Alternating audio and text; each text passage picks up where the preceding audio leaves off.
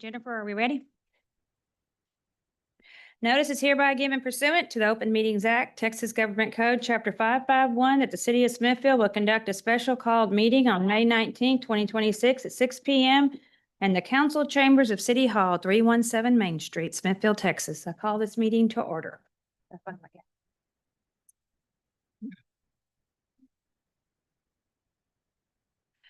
First item is discussion and action on authorizing expenditures from a tax note per ordinance 2025-697. We have Jeremy to explain it to us. Yes, the Recreation Center has had some significant leaks over the past, several weeks. And if we don't essentially address the water damage, we're going to have further damage. So I requested that the rec director reach out to the company that she had previously worked with and request a quote from them. And they provided a quote for $25,000, which is not a full replacement. It's actually just repairing the damage that it currently exists. And we would recommend that council consider allowing us to move forward with repairing the roof. And go ahead. Ask questions or a question. I know we house our refugees there when we have fires, floods, or anything like that. Are there ARPA funds or are there any kind of grants that we've looked into that could help us with this? We haven't been able to locate any grants, and we also checked the insurance to see if the roof had a extended warranty, and it did not. So this was our only remaining option.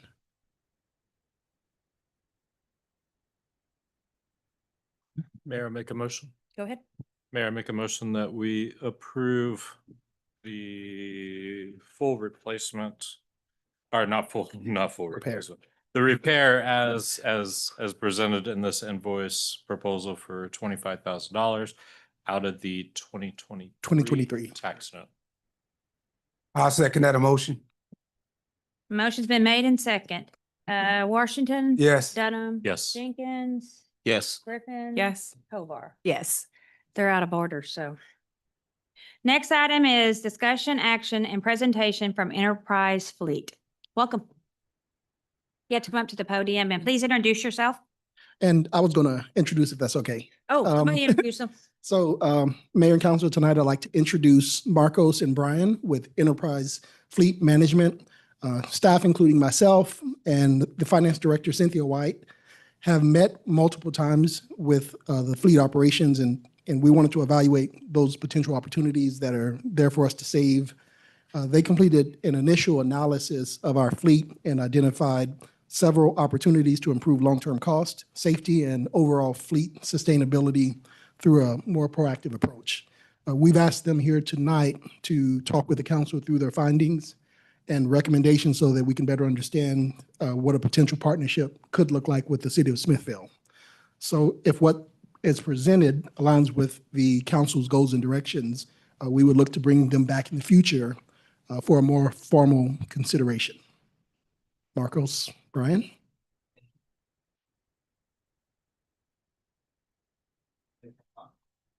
Is that better? There we go. Thank you so much for the introduction, Jeremy, and thank you all, City Council, for the time today. My name is Marcos Quinto. I'm our regional leader overseeing our operation between Central, West Texas, and the Panhandle for our business. I've got Brian Abbehider with me here as well, who's one of our fleet consultants and directly engages with municipalities across our region to basically bring them on board to partner with us in managing their fleet assets and helping them to save money. I guess the reason why we're here today, as Jeremy laid out, is just to kind of walk through our presentation and some of our findings. We had sat down a couple times over the last month or two, gathering information from Cynthia and Jeremy. They've been really great to work with. But we're able to provide us with some information, and we were able to put together an initial synopsis and observations that we'll walk through, and an analysis that shows inevitably that over a 10-year period, there's minimally an opportunity to create about $175,000 in savings to the city, while also lowering the average age of the fleet, which today is a little over 13 years in age, to about a 5-year age, which is of course going to increase uptime, increase the image of the city with their fleet, increase safety, among other benefits as well. We'll walk through our findings and the analysis, and we'd love to leave a little bit of time at the end for you guys to address any questions or to have us address any questions that you guys may have. So to kind of start with the beginning here, we, Enterprise Fleet Management, we are a family-owned third-generation company out of St. Louis with 47 regional offices throughout the country. We partner with over 2,400 government agencies and municipalities in helping them to lower their overall cost of ownership and helping them to save taxpayer dollars and run, again, a safer, better fleet program overall. We're based in Austin, just off of South Congress, but again, I laid out our territory as Central and West Texas and the Panhandle. A couple of names you may recognize. We work with the city of Giddings, and have been partnering with them for years, city of Fredericksburg, San Marcos, Kyle, and countless others throughout our territory, and helping to do those things that I laid out. Kind of to go through, you can kind of scroll down, I guess, if you'd like. We are part of a couple different purchasing cooperatives. So we have been awarded the contract for Sourcewell, for TIPS, E&I. So we do have specialized pricing for our Texas municipalities that y'all would be able to piggyback on, and that pricing structure is reflected in the modeling that we've put together for the city as well. You want to continue on? Just to quickly touch on our suite of services that we can provide. We help with everything from cradle to grave. So everything from acquiring the vehicles to helping to plan the acquisitions of fleet vehicles for our municipal partners, to helping on the back end of disposing and retiring vehicles out of the fleet through our resale channels, consigning vehicles to maximize resale on the back end. We also help with everything in between, from maintenance programs to lowering costs and maintenance, helping with fuel programs, driver safety, telematics and dash cameras, risk, so on and so forth. The main things that we have focused on in our conversations with the city of Smithville is primarily in acquiring vehicles, leveraging our municipal open-ended equity lease model to conserve capital, and then helping on the back end with life cycle management and making sure to maximize resale on the back end for vehicles as well. So those are the kind of the primary areas that we've talked about. And there were some discussions with telematics and potential dash cam integration as well to help with safety for the city, since that is one of the offerings that is fully under our umbrella suite of services. I touched on this already. Oh, I guess I haven't touched on this quite yet, but currently the city does have 50 vehicles in total fleet. We analyzed 20 of the light duty vehicles, since those are the vehicles that are going to drive the most cost savings. So we left out the police emergency response vehicles, since those were treated a little bit differently as a public safety vehicle. And then we also took out the medium duty chassis and some of the heavy duty vehicles that have more extensive aftermarkets. And so those vehicles, we'd actually recommend to run those out, kind of similar to what you're doing today, right? So of the 50 vehicles, we did analyze 20. Your annual, your effective vehicle life cycle today is 13.6 years.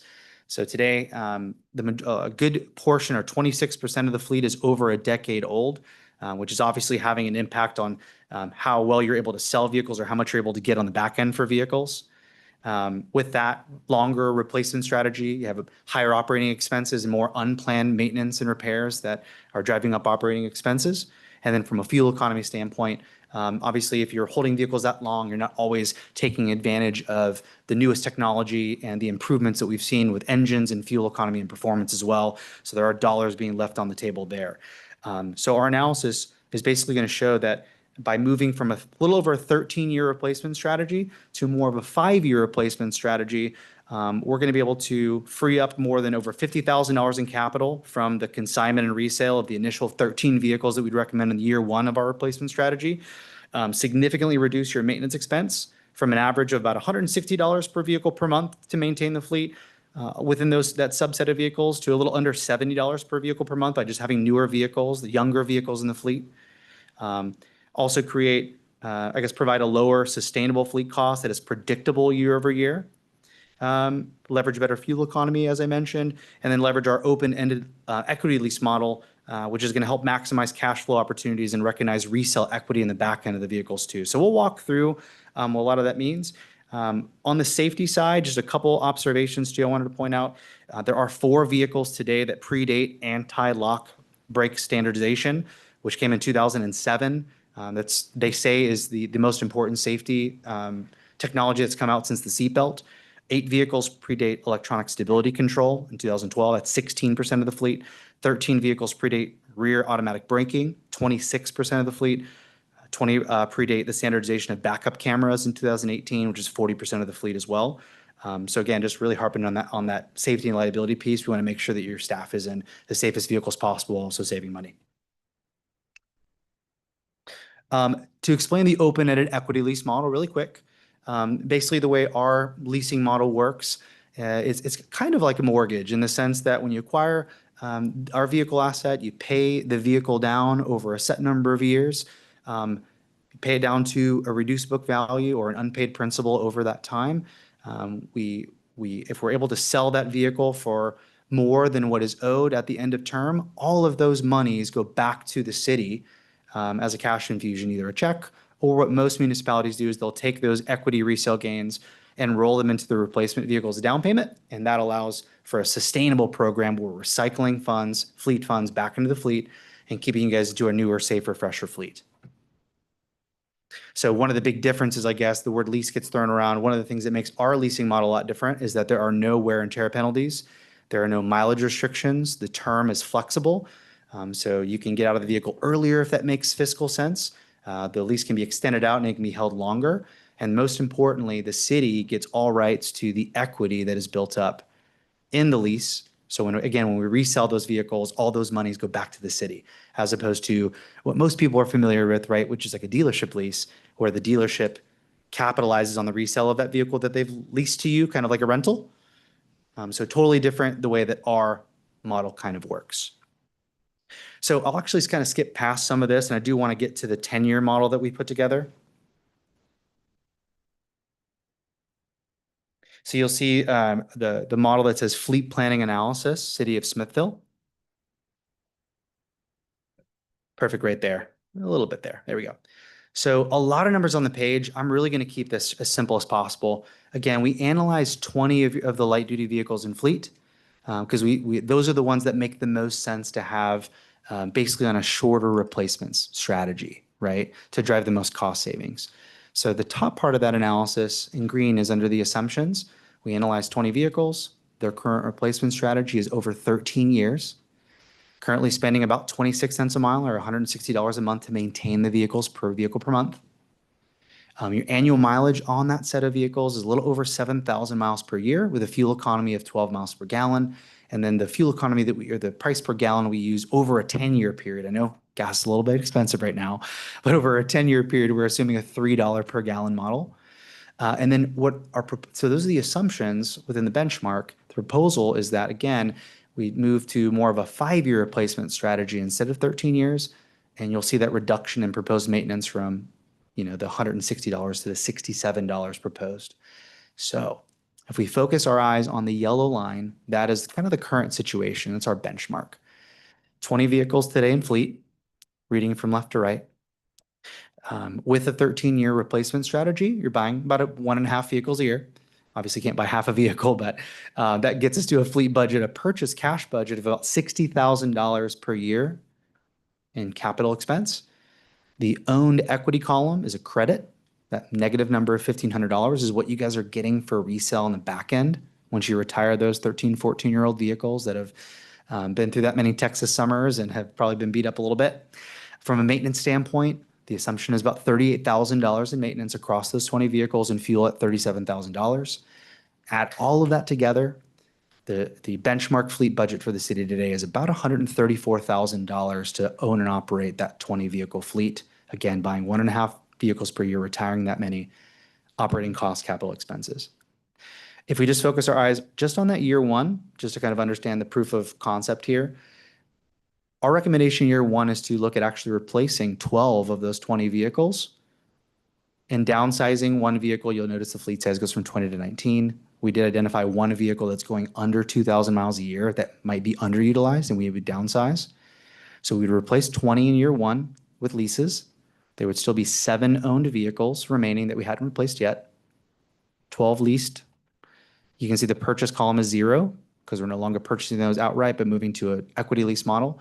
To lease those 12 vehicles, it would cost $98,000.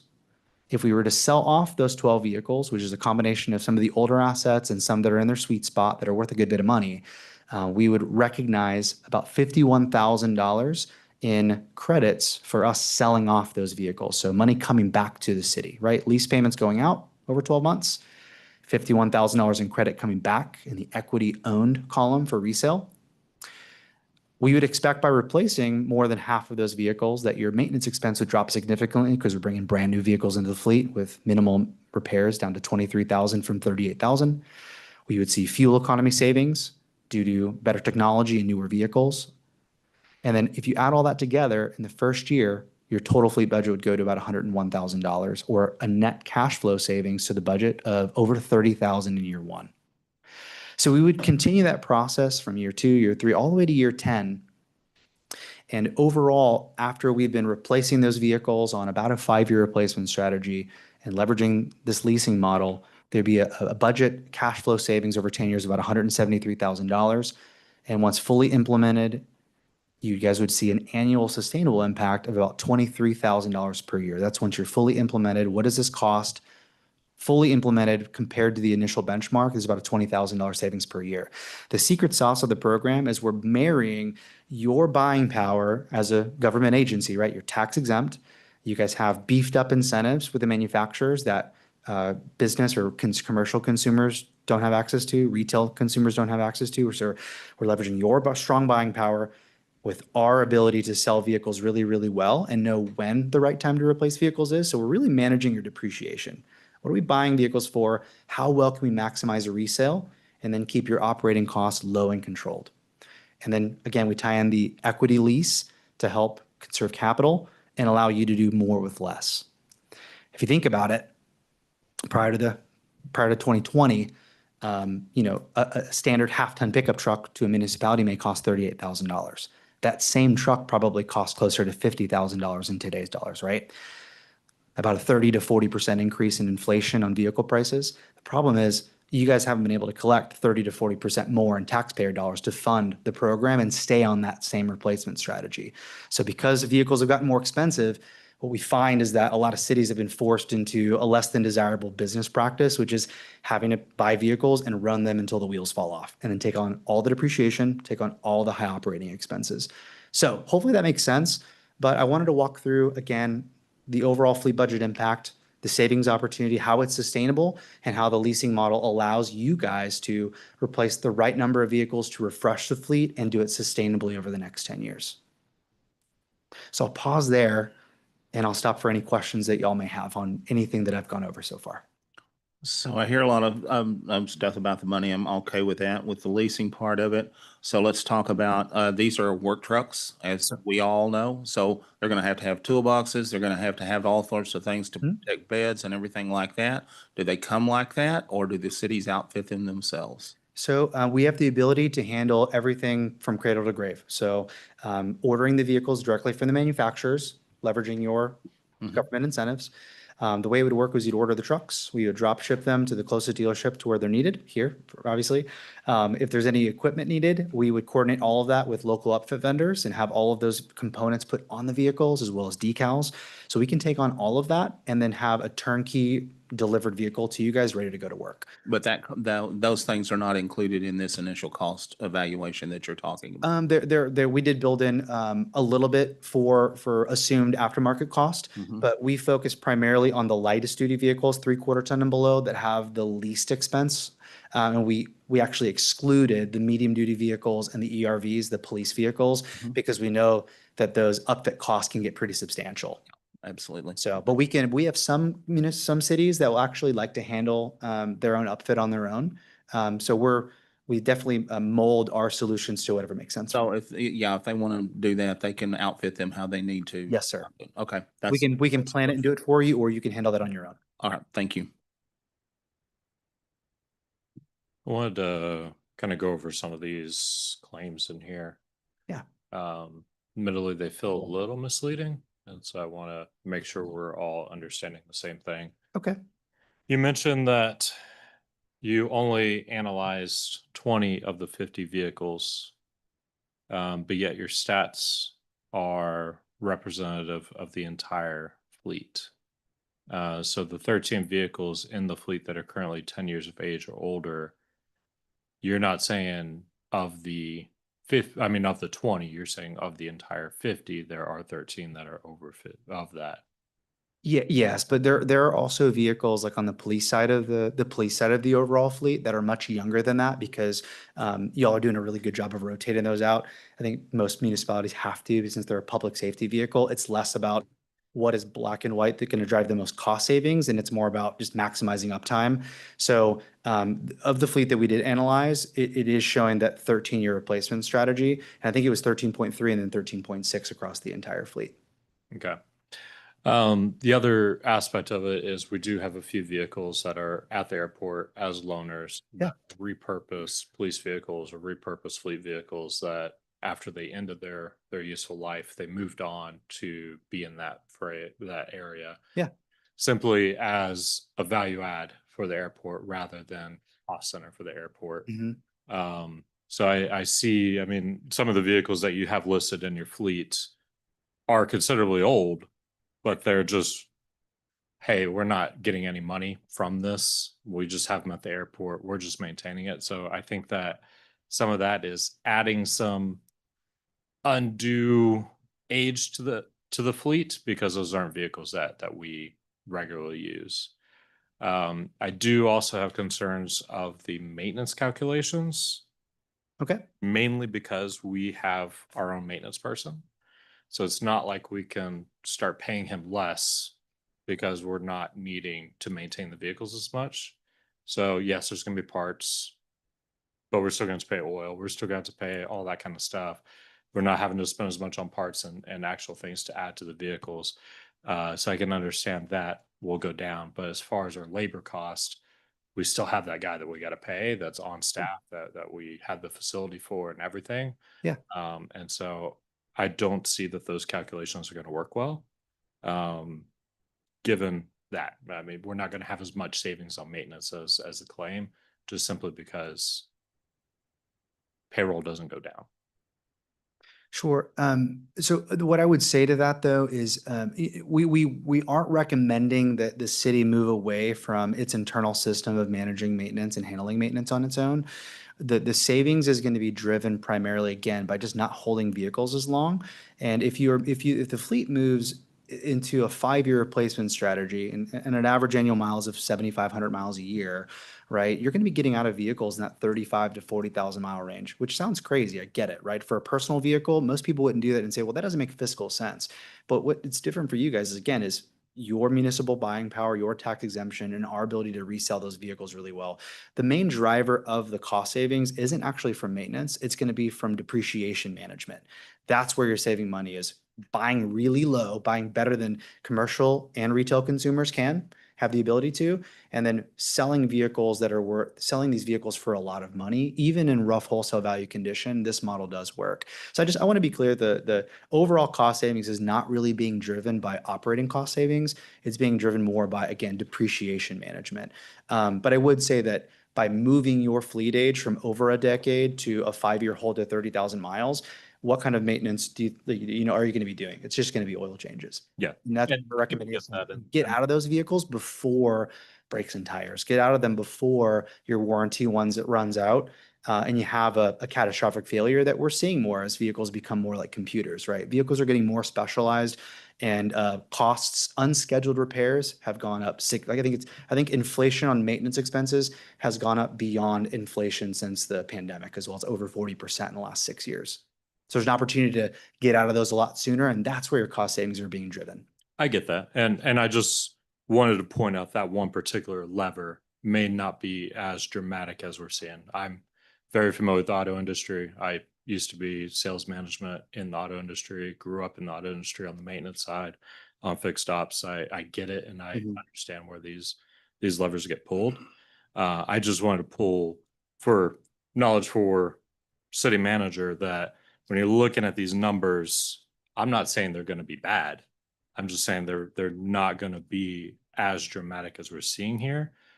Depreciation management, of course, every industry, you're going to have that and you need to do that. But whenever you're looking at vehicles that are dramatically inflating our fleet age, I mean, there's a vehicle in there that's 2 of them that are nearly 23 years old. I mean, you pull those 2 out, all of a sudden our fleet age is below 10. I'm more than positive. And so I just want to make sure that we're comparing apples to orange, or apples to apples and not apples to oranges, and that we're looking at these numbers the right way. Absolutely. Did that come GPS? Absolutely. We have the ability to put GPS transponders in the OBD2 port. We also, if you have newer vehicles that are under 4 years old in age, 4 or 5 years old in age, actually, we can do an embedded program. So whenever you order new vehicles today, you can actually we can click a button and it can turn on a deviceless GPS tracking within the engine these days. So you don't have to worry about installation or employees knocking them out with their knees sometimes, things like that tends to happen. But, but yes, we can absolutely provide all of that, as well as cameras too. Thank you. What other questions do we have? Any other question? Lost my gavel. Well, I appreciate the presentation. Do y'all have any other? Go ahead. This is a silly one, but do y'all offer, if we did have some type of relationship with y'all, do y'all offer some kind of discount for the employees? I know that in other entities, when they do fleet like this, they offer discounts on rentals for. On rentals? Yeah. Sure.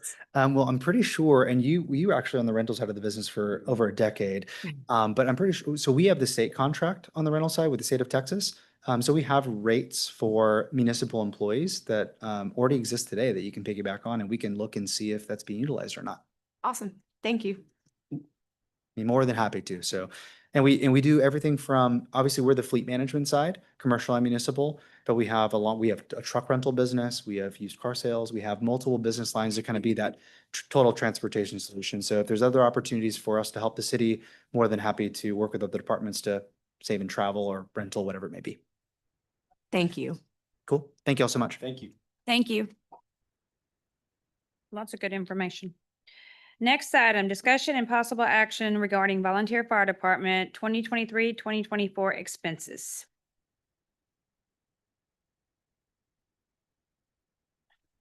Mayor, this is kind of a continuation of some of the things that we had been looking at. Does anyone want to speak? Do we have that? Do we have someone wants to speak? Kristen may or may not want to. Signed up, but I don't like a speech or something. I'd rather y'all just discuss if there's something at the end, if that's okay with you. At the end? Yeah, perfect. Okay.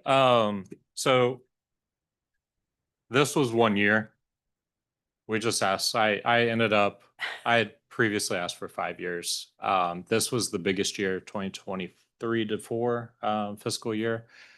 I think that this was the biggest year, the potentially most concerning year.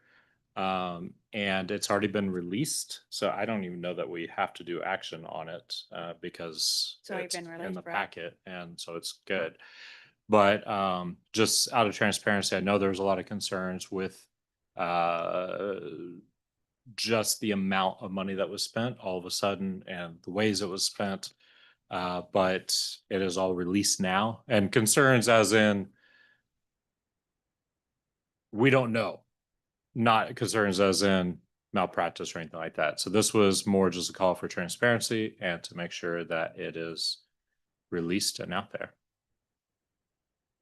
So no action taken? No action taken. Do we need to do anything else? Did you want to? Did you want to speak? Did you have any questions or anybody want to speak? You're welcome to.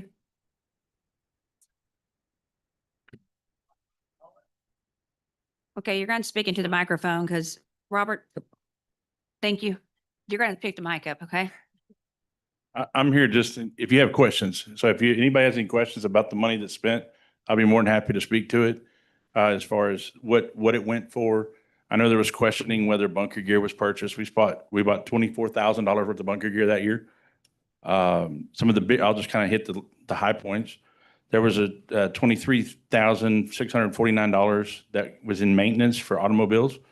That would go to, we had a pump on a brush truck that went out, and that pump was roughly $10,000 or $11,000 to repair and replace that pump.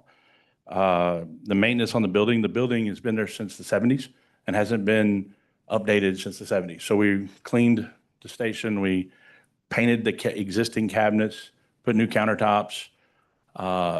at both stations. So we just did some remodeling. We're still not finished with that, but we're where we are for now. We had an ice machine that went out, which was almost $7,000. So that's a good chunk, about 25% of the building maintenance was that ice machine. Doug's did the countertops, which were roughly about $4,500, give or take. So a third of the total building expense was the countertops and the ice machine. So those are things that, obviously a countertop you got to have and the ice machine. That's how we keep water cold, and other people within the community use it to top off their cooler every once in a while. The insurance, we don't have any control over that. The public service, we don't have any control over. Minor tools and equipment, that's just kind of the normal maintenance of an aging fleet, kind of what these guys were talking about a few minutes ago. I believe our newest truck is 2008 in our large trucks and 2014 in our pickup truck. So, you're talking about aging fleets. We have a 1994, I believe, is the oldest truck we have right now that's operating. So our fleet's quite aged. Then on the backside of this form, I have a summary of that year's expenditures. On the backside, there's a capital expenditure of $33,530, and that goes to the electronic Jaws of Life. So instead of using hydraulic Jaws of Life where you're limited to the length of a hose, we have battery operated now, which allows us to go anywhere. They actually function under the water. So if somebody was going to Ship's Lake like we had last winter and lands upside down, we could technically go in there and cut their car open. So those were purchased as a capital expenditure. So that was probably, just looking at the budget, that was almost 20% of the budget. About 18% of the total budget was the Jaws of Life. So is there any other questions on how that money was spent, or? I think there were a few things. Okay. And I'm going to be careful with how I ask these because I'm not trying to insinuate anything. Sure. And I'm just trying to. Well, you got the stack of receipts right there. So Like we have the criminal investigation that's going on and proceeding forward. We did receive an email today, kind of parsing out some of the expenses that I think I would just like to ask about. But it does look like John Johnson did purchase a TV and some gift cards. Also, there was a purchase. excuse me, this has absolutely nothing to do with. I don't think we're just going on the city side. is that- None of. He did not anything- do it on the city. These were Anything in that happened with John, not a single receipt in that pile was anything John Johnson spent. Zero. There's none. We purchased, if there's a TV purchased, I bet you it was for our fundraiser back in May, and we could look into that. But John Johnson, the only access he had to our accounts, not to the city's I account. think we're just saying, did it come out of the city? Come up. Okay, so we replaced the TV at the fire station. That's, No, please come up and answer. Hey, so the 3 receipts that you have in your hand, I did meet with Chief today, and I did verify and go over him about the things that those were purchased for. So once again, like I say, John Johnson could not touch these city funds at all. So those 3 receipts, how many you got? 3 or a couple? Is that the TV one? Yes, that was replaced for the station. And again, I'm just asking questions to understand. That was Yes. more than reasonable answer. I'm not. Answer your question. Wait. Gift cards, same year, that was for our Christmas party. We do door prizes, Okay, and that's how I purchased those. perfect. There's also a barbecue grill, a griddle, and some patio heaters, Fundraiser. all fundraiser. Sure. Okay, perfect. Thank you for that explanation. That's all I was trying to get at, is just like, hey, there's things in here that do have a perfectly reasonable reason why they were bought. It's just like a weird thing to see a fire department buy, so I just want to know the answer to it. as far as the John Johnson's concerned, he has no access to the funds for the city. Never has, never will. That's my understanding as well too. 100% internally, that he took funds from us internally through our general bank account, which was our fundraiser account. So our fundraiser was what generated the cash in the account. So he had zero to do with any theft of city funds. I know that's been said multiple times, but it's completely clear. That is my understanding, and I believe that is what Cynthia has reassured us, and Jeremy has reassured us many times, is this has nothing to do with city funds. I just want to double check. And just for the record, for the people, y'all have you don't touch any city funds. You come to the city with your invoices and you ask us to pay them. So y'all have no access to the accounts, no access to the funds, no access to that. You just bring us what needs to be paid and then we handle it. So there's no exchange of cash or anything on hand, just That's hence the reason for 200 pages of receipts. Everything we spend, there's a receipt that shows that. If there's not a receipt, we'll get an email, hey, where's the receipt for this? Maybe the receipt's slower than the check being written, we'll bring them the receipt. Everything is accounted for, every dollar. and every receipt is signed and coded and Yes, yeah. and dated. And I mean, we went through all of them. And so just for the record, so that everybody knows, y'all never touch any of this. We have zero access to the funds other than submitting receipts, y'all writing checks or EFTs or whatever the form of payments that y'all choose to use. Perfect. And I think also why I left it at 1 year is, from what I understand, all these invoices are sitting in archives in the attic, and they had to go through and manually find these. I do appreciate the effort from staff. I'm not sure exactly who all was involved. I know the two of you were for sure, but yeah, this was definitely a very muddy thing, and I'm glad that we're getting clarity. Sure. And maybe just an idea, when y'all do have y'all's fundraisers and y'all go buy stuff like that, in case something like this happens 3 years from now, there may be a whole different council. Everybody just write on there that it was for this fundraiser, and then we'll have that as backup.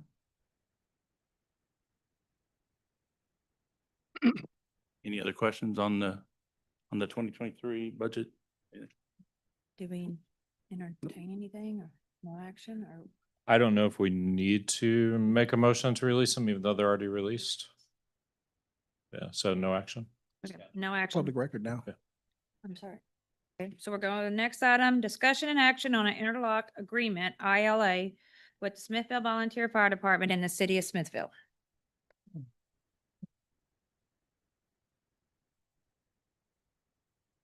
So this item is on the agenda because our legal counsel essentially discovered that we didn't have an existing interlocal agreement with our fire department. So at his recommendation, he drafted this not as a final draft, but as a conversation starter, because we're two separate agencies, obviously, or two separate organizations. They have a board, we have a board. This is us getting the ball rolling, and if council sees things that should not be included or should be included as additions, then this is the point where we would start to have that discussion. And also those things would go to the fire department so that they can review it too, because they, again, are their own independent organization as well. And I have had some conversations with the chief and Robert, and we both know that there's a middle ground that is going to make this agreement a solid agreement. And so we haven't reached that point yet, but those are the conversations that we'd like to have. Not all of those conversations would potentially take place here, but this is the reason that this forum is happening is because we don't have an opportunity to have all 5 council members and the mayor in one place at the same time and have the same discussion unless it's in a public format. And it's not necessarily to bring visibility, but it's because otherwise it would be an open meetings violation. If I may, so a long time ago, I had, through the budget process and everything, realized that the fire department wasn't part of the city. And I think that is just something we just all assumed. It was coded as a department, and it just was perceived to be a department of the city, even though it was its own separate functioning thing. And so that was shortly after our new city manager was brought on. We, as a council, basically said, hey, understand what's happening. Is this the best relationship to have with the fire department? One of the concerns that I had was, if one of the firefighters gets injured on a call, are they fully protected? Are they going to have that protection? And from what I understand, they are covered on our workers' comp through the TML. They also have their own liability, things like that. there were kind of cascading things that came up and discussions started happening because of it. And that's where the muddiness that was finished in 3 and also with the investigation. I did not know that was happening while I was kind of moving forward in some of these areas up until probably 6 weeks ago. So a lot of it was just really, how do we make sure the fire department is benefiting the city, and how does the city benefiting the fire department as much as it was? That was also the time when we were discussing all the nonprofits and how are we supporting them? How are we working with them? You know, we have a lot of interlocal agreements, and that was one of the nonprofits that kind of confused us. Was, wait, no, why would we charge the fire department for utilities? And so those are why this ball got moving in the direction it did. There are some things that I've printed out, or I've asked for Jennifer to print out. I don't know if it got printed out, but it will be sent off if it can. I sent it to your email. Yeah. Perfect. Yes, I guess some of you do have it, the ones that I sent it to, but I couldn't send it to all council members. So these two and Tyrone do not have it, but essentially there are things that I would like to see, and for the board of the fire department to know, my goal is not to make it burdensome. My goal is not to make it difficult to operate a volunteer fire department. A lot of it is really coming in and saying, how can we clearly define where the city's responsibility ends and the fire department's begins? That is the sole purpose of it. As Jeremy said, there's a middle ground. We need to figure out where those are, and move forward with that. But I think that it is clear at this point there isn't commingling of funds because it has to be reimbursement. So, but I think just codifying that and making sure, you know, Cynthia's been here for a really long time. I don't foresee you being here another 20 years. But Jeremy's not happy with that, but also to Cynthia's credit, sidebar real quick. I saw a massive list of cities that can not have the financial liberty that they need to, and because they failed their audit and didn't submit their audit on time. And so I want to congratulate that our city was not on that list. So both of y'all, that's great. Public purpose protections, essentially just saying there needs to be caveats set out, and there needs to be an ability for the council to override it, but essentially that these funds are only used for fire protection, emergency response, training, equipment, facilities, and operational readiness. I can understand that there are times, especially the situation y'all just went through, where you lost a lot of money, and the city does need to come to your aid and help you raise more money. And I think that council can approve certain one-time expenses like that, much like we do with the tax notes. So if you do need an outlay of money to raise money, I think that is something that we can work in there. Understanding when the city purchases equipment, who owns that equipment, and understanding if at any point, not knowing the future of the fire department, if you'll stay a volunteer nonprofit organization, or if for some reason there is a need to form an ESD, what happens to the equipment that the city purchased? Is it absorbed? Is it returned to the city? Those kind of things. I get texts every time y'all are sent out, and a lot of it is medical, and I keep harping on this, but it really kind of bothers me that Acadian is a for-profit company, and they are expecting y'all to show up at all their calls for just assistance and not reimbursing you. If they're needing that and they can't supply it on their own, and they're worried about their revenue, then they need to find ways to compensate you, because that's not fair to be calling y'all out at all times of the day for that. Also, Acadian's going away. and is being replaced by ESD3. So how do we continue to work with ESD3? And can we encourage y'all to form an interlocal agreement with them as well too? Insurance and liability protections.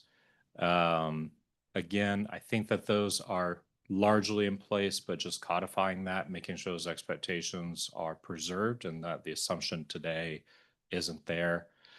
I think this also should be a policy for any nonprofit we do, but because of the situations that y'all went through and the loss of your nonprofit status temporarily, I hope it's been restored by now. I know you're kind of waiting on a few things, but just knowing and having it codified, that was one thing that I believe you and I talked about, but it doesn't seem to have made it into the ILA. But just ensuring that your nonprofit status is in compliance, that we're in compliance because y'all are in compliance. And then enforcement and corrective action, basically just more clear terms, if something does happen, we're not just terminating the ILA, that there's a cure period, that there's ways to allow this to find a resolution instead of just ending the interlocal agreement. I think that would be prudent as well too. So I've given more of a substantial list to some of the counts, I guess, Jimmy, Sharon, Jeremy, and I believe it's sent to you also, if you can distribute that. Yeah. And I think that that information would be great for Jeremy to take to the fire department board to formulate a stronger ILA that benefits both of us. So I guess our action tonight will be to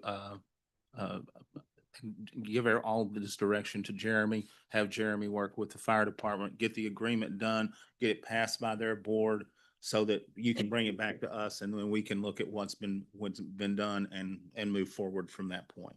Correct. I can. Let me get to my, here we go. I got it. So I make a motion that we move forward with the city manager working with the Smithville Voluntary Fire Department to form a interlocal agreement with the fire department and bring it back to the city council so that we may approve said agreement. Second that. Motion been made in second. Washington. Abstain. Oh, sorry about that. Dunham, Yes. Jenkins. Yes. Griffin. Yes. Tovar. Yes. Okay, that was the last thing on our agenda, so we are adjourned.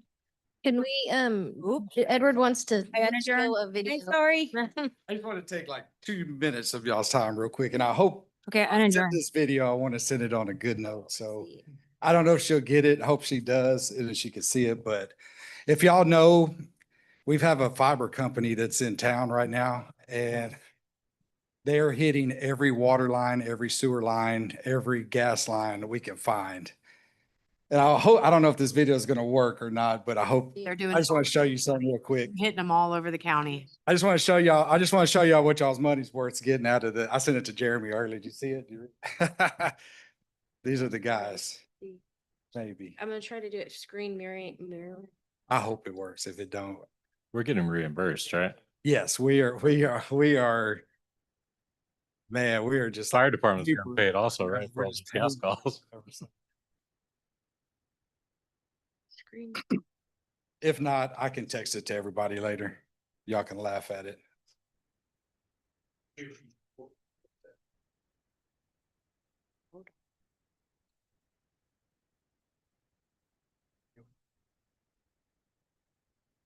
And 1, 2, 3. I tried to email it to her, but I think the video was just a few minutes, 2 seconds too long. Do y'all get a ton of people calling about, Oh, yeah. have they emailed y'all the QR code for people to just scan so that they can put in a work order directly to the people? Yes, Okay. yes. And we give out the card for Yes. Highlight.